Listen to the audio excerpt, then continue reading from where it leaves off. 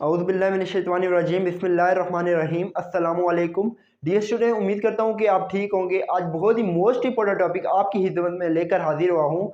Video को शुरू से एंड तक ज़रूर देखिएगा ताकि आपको मुकम्मल समझ आ सके। अब देखिए क्वेश्चन जो है हमारा, find the general solution of differential equation. जो डिफरेंशियल इक्वेशन है ना, उसका आपने जनरल सोल्यूशन फाइंड आउट करना है, ठीक है। अब देखिए क्वेश्चन हमारे पास है 3। अब सबसे पहला क्वेश्चन जो है वो हम सॉल्व करने लगे हैं। y double dash plus 3y single dash minus 5y equal to 0। अब देखिए इससे जो प्रीवियस लेक्चर है उसमें मैंने आपको डीपली कंसेप्ट दे चुका हूं कि y डबल डैश की जगह क्या पुट करनी है, क्या वैल्यू पुट करनी है, y डबल डैश है क्या, ये सब कुछ बता चुका हूं। ये डेरिवेटिव होती है बेसिकली, ठीक है। अब देखिए y डबल डैश की जगह वैल्यू क्या पुट होती है, सब कुछ बता चुका हूं। अभी मैं डायरेक्ट आपको अगर आपने ये पिछली वीडियो देखी नहीं है तो आप सबसे पहले उधर विजिट करें, देख लें ताकि आपको मुकम्मल समझ आ सके। तो अब देखिए इस क्वेश्चन को सॉल्व, पहला स्टेप जो है आपने M square Y and M Y put करना होता है। अगर जहां पे डबल डेरिवेटिव है वहां एम स्क्वायर वाई एंड जहां सिंगल डेरिवेटिव है वहां एम वाई पुट करना होता है, ठीक है।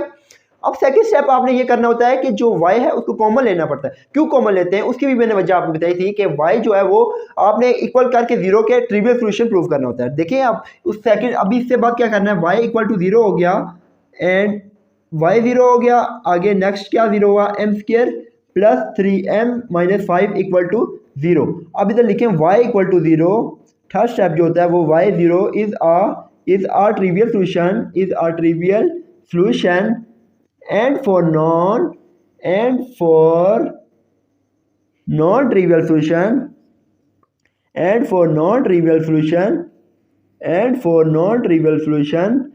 auxiliary solution is। अब देखिए ट्रिवियल सॉल्यूशन आ गया। अब नॉन ट्रिवियल सॉल्यूशन क्या है, जिसको हम एक्सिलरी बोलते हैं, वो जो है उसके साथ जो फैक्टर है M square plus 3m minus 5, ठीक है। अब याद रखें एक ट्रिवियल होगा एक नॉन ट्रिवियल होगा। जो नॉन ट्रिवियल होगा उसको आप एक्सिलरी भी बोल सकते हैं, ठीक है। अब देखिए एक्सिलरी जो है सॉल्यूशन उसको आप सॉल्व करें, M square plus 3m minus 5 equal to 0। अब इसके बाद आपने फैक्टराइज भी कर सकते हैं, क्वाड्रेटिक भी। अब ये मेरे अंदाजे में फैक्टराइज नहीं हो रहा तो इसको क्वाड्रेटिक लगा दें। क्वाड्रेटिक क्या है, ए क्या है 1 है, बी क्या है आपके पास 3 एंड सी क्या है आपके पास माइनस 5। तो अब देखिए फार्मूला लगाएं, M equal to minus B minus 3 plus minus B square 9 minus 4 A and C divide by 2 A क्या है 1, ठीक है। ये आपको क्वाड्रेटिक फार्मूला आना चाहिए। उसके बाद देखें आप क्या करेंगे, यहाँ पे करना शुरू करें, m equal to minus 3 plus minus and 9 minus 9 plus 20 and divide by 2। आप देखें is equal to minus 3 plus minus 29 under root divide by 2। m equal to, अब देखिए m की वैल्यू क्या आ गई, minus 3 plus 29 under root 2 divide by 2 and minus 3 minus 29 under root 2। अब देखिए m की वैल्यू हमारे पास आ गई 2 वैल्यू। अब देखिए m की वैल्यू आपके पास आ गई 2 वैल्यू। उसके बाद आपने क्या करना पड़ता है, आपको कंप्लीमेंट्री सॉल्यूशन निकालना है, ठीक है। फॉर कंप्लीमेंट्री सॉल्यूशन आप लिखें फॉर कंप्लीमेंट्री सॉल्यूशन इज। अब देखिए कंप्लीमेंट्री सॉल्यूशन के लिए y c is equal to c1e।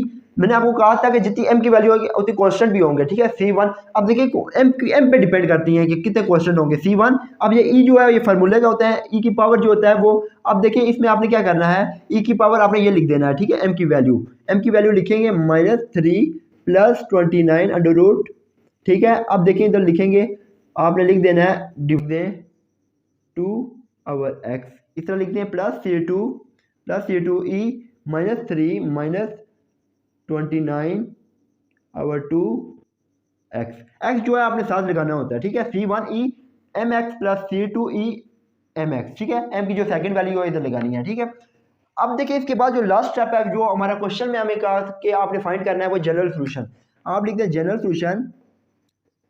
Solution is, जो y c है वो y के इक्वल हो जाएगा, ठीक है। जनरल सॉल्यूशन y में आना चाहिए। अब देखिए c1e minus 3 plus under root 29 over 2x plus जो है नीचे आएगा, ये नहीं है ऊपर, आप लिख दें प्लस c2e की power minus 3 minus under root 29 over 2x।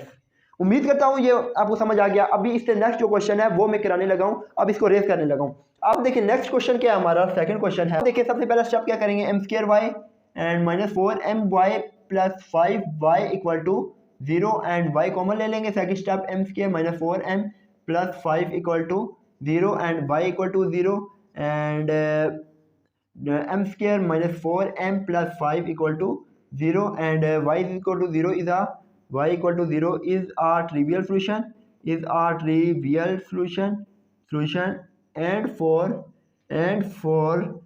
non-trivial solution and for non-trivial solution auxiliary, non-trivial को क्या बोलते हैं बच्चों, auxiliary solution is। अब देखिए आपने क्या करना है, एक्सिलरी को लिखना है M square minus 4m plus 5 equal to 0। अब देखिए याद रखेंगे ये ट्रिवियल है, ठीक है, हमने बता दिया। अब ये एक्सिलरी है, इसको सॉल्व करना है, ठीक है, m की वैल्यू निकालनी है। जब m की वैल्यू आ जाएगी फिर आपने कंप्लीमेंट्री सोल्यूशन लिखना है, जब कंप्लीमेंट्री आ जाएगा फिर जनरल सोल्यूशन करना है। बहुत ईजी स्टेप है। अब देखें अब क्या करेंगे, इसका फैक्टराइज तो होती नहीं है, मेरा दादा कहता है, तो क्वाड्रेटिक लगा दें। माइनस बी क्या होगा, फार्मूला है कि माइनस बी होता है माइनस 4 हो जाएगा प्लस माइनस बी स्क्र क्या हो जाएगा 16 माइनस 4, ए क्या है 1 और सी क्या है 5, ठीक है। आप दिखाएं 2 1, आपको क्वाड्रेटिक तो आना चाहिए, मैंने जल्दी जल्दी कर दिया। m इक्वल टू, आप देखें m equal to 4 plus minus आ जाएगा 16 एंड माइनस 20 डिवाइड बाई 2। अब देखें क्या आ जाएगा 4 plus minus and minus 4 divide by 2। अब देखें इसके आगे कर रहा हूँ। अब देखें आप यूँ लिख सकते हैं 4 plus minus 4 and minus 1 divide by 2। अब देखें आगे समझने की बात है, 4 प्लस माइनस आप यूँ लिख सकते हैं 4 एंड माइनस 1 किसकी अंडर रूट किसकी इक्वल होता है आयोटा की, डिवाइड बाई 2। अब इसके बाद क्या है 4 प्लस माइनस 4 को 2 लिख सकते हैं 2 आयोटा डिवाइड बाई 2। अब देखें अब कॉमन 2 ले सकते हैं 2 plus minus iota divide by 2। अब देखें इज इक्वल टू क्या आ गया 2 प्लस माइनस आयोटा। अब देखिए m की क्या वैल्यू आई है, आप यूँ लिख सकते हैं m is equal to 2 plus iota and 2 minus iota. m की वैल्यू आ गई है। जब m की वैल्यू आ जाती है फिर आप क्या करते हैं, फॉर कंप्लीमेंट्री सोल्यूशन इज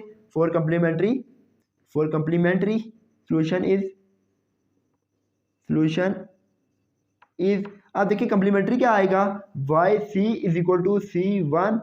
अब देखें C1 नहीं लिखें, याद रखें जब भी कॉम्प्लेक्स नंबर आ जाए, ठीक है, रियल एंड कॉम्प्लेक्स नंबर, तो उसका जो फार्मूला होता है ना कंप्लीमेंट्री सोल्यूशन का, वो कुछ इस तरह से होता है। सबसे पहले तो आपने एक्सपोनेंट लिखना है और जो रियल नंबर है ना, रियल नंबर उसको लिखना है, ठीक है, रियल नंबर के साथ x लिखना है। जैसे कि देखिए मैं इधर लिखने लगा हूँ, रियल नंबर क्या है इसमें 2x। अब देखिए जो कॉम्प्लेक्स, अब क्या कैसे लिखना है, C1 कॉस, ये आपने याद रखनी है C1 कॉस, और जो इमेजिनरी नंबर है वो क्या है, आयोटा के साथ 1 क्या है, रियल नंबर। अब देखिए 1 है ना, तो कॉस 1 के साथ 1 लिख के x लिखते हैं ना, cos x plus C2 sine x। समझ आ गई है ये। अब देखिए ये तो आपका complex number for complementary solution आ गया। तो जो जनरल सोल्यूशन होगा वो क्या होगा, इधर लिखने लगा हूँ जनरल सोल्यूशन इज। अब देखिए ये आएगा y is equal to e की पावर 2x C1 कॉस क्या आएगा x plus C2 sine x। समझ आ गया बच्चों, उम्मीद करता हूँ ये भी आपको समझ आ गया होगा। इससे जो नेक्स्ट क्वेश्चन लास्ट क्वेश्चन है हमारा वो कराने लगा हूँ, साथ साथ लिख भी लिया करें, ठीक है। अब मैं ये रेस करने लगा हूँ। लास्ट क्वेश्चन है हमारा 3y double dash plus 2y dash plus y equal to 0। अब देखें अब इस क्वेश्चन को क्या करना है, ठीक है, बहुत ही ईजी है, बहुत ही ईजी है। अब देखें 3m square y plus 2my plus y equal to 0 and y common ले लें 3m square plus 2m plus 1 equal to 0, y equal to 0। सबसे पहले तो ट्रिवियल वाला काम करना होता है, प्लस 2m प्लस 1 इज। अब देखिए एक्सिलरी सोल्यूशन क्या आएगा इसका, 3m square plus 2m plus 1 equal to 0। Minus B क्या होगा, minus 2 plus minus B square क्या होगा 4 minus 4a and c divide by 2 3 6 and m is equal to, ठीक है। अब देखिए नेक्स्ट क्या आएगा, m equal to minus 2 plus minus 4 minus 12 and divide by 6। अब देखिए क्या आएगा, minus 2 plus minus 8 divide by 6 is equal to minus 2 plus minus अब ये 8 और -1 लिख सकता हूँ divide by 6 and -2 plus minus, अब इसको लिख सकता हूँ 2/√2। 8 को इसी तरह लिखते हैं आयोटा, ठीक है। अब देखिए 6 लिख दिया इज इक्वल टू -2। अब देखिए इधर आप कॉमन ले लें, 2 कॉमन ले लें, -1 plus minus √2 and iota divide by 6। अब देखिए ये कट के क्या आ गया, -1 plus minus √2 iota divide by 3। अब देखिए m की वैल्यू क्या आई है, m की वैल्यू आ गई है -1 plus √2 iota divide by 3 and -1 minus √2 iota divide by 3। अब देख लें बच्चों को, बिल्कुल इजी था, सिंप्लीफाई करना है सिर्फ। अब देखें y इक्वल टू 0, इसको सॉल्व किया, क्वाड्रेटिक लगाया, अंडर रूट तो आपको पता है जब एलसीएम लेते हैं √8 का क्या आता है 2/√2 आता है। मैंने क्या कॉमन ले लिया 2, अब आगे ये आ गया, एक बार प्लस में लिखा एक बार माइनस में लिख दिया, ठीक है। अब देखिए दो वैल्यू आ गई हैं, ठीक है, आयोटा भी आ गया। तो आपने ये देखना है कम्प्लीमेंट्री सोल्यूशन में अगर तो आयोटा आ जाए तो उसका जो फार्मूला है वो और हो जाता है, ठीक है। अब देखें for complementary solution, for complementary solution is, अब देखें y C is equal to e की पावर। अब देखिए इसमें आपने बताना है कि रियल क्या है और कॉम्प्लेक्स क्या है। आपने यूँ करना है कि जो, अब इसको देखें, मैं इसको इधर लिखने लगा हूँ, ठीक है। अब m की वैल्यू जो है ना, रियल क्या है -1/3 और प्लस कॉम्प्लेक्स क्या है, जब भी आयोटा के साथ जो रियल नंबर आ जाए तो वो इमेजिनरी पार्ट होता है और जो रियल पार्ट होता है, जो नंबर आ जाए तो वो रियल पार्ट, एंड जब आयोटा के साथ कोई वैल्यू नंबर आ जाए कोई तो इमेजिनरी पार्ट होता है। रियल पार्ट इमेजिनरी पार्ट पता है ना आपको, इतना तो आपको फर्क पता है। तो जो रियल पार्ट है उसको e की पावर लिखते हैं -1/3 और x एंड c1 cos। अब देखिए इसमें √3/2 क्या है, अब देखिए cos, आपने एंगल लिख देना है √2/3x plus c2 sin √2/3x। अब देखिए जो जनरल सोल्यूशन होगा वो क्या होगा, e की power -1/3x c1 cos √2/3x plus c2 sin √2/3x। बच्चों उम्मीद करता हूँ कि ये आपको समझ आ गया होगा। अगर आपको समझ आ गया तो वीडियो को लाइक सब्सक्राइब एंड शेयर करना ना भूलें। उम्मीद करता हूँ ये आपको समझ आ गया होगा। मिलते हैं नेक्स्ट वीडियो में, जब तक के लिए खुदा हाफिज़।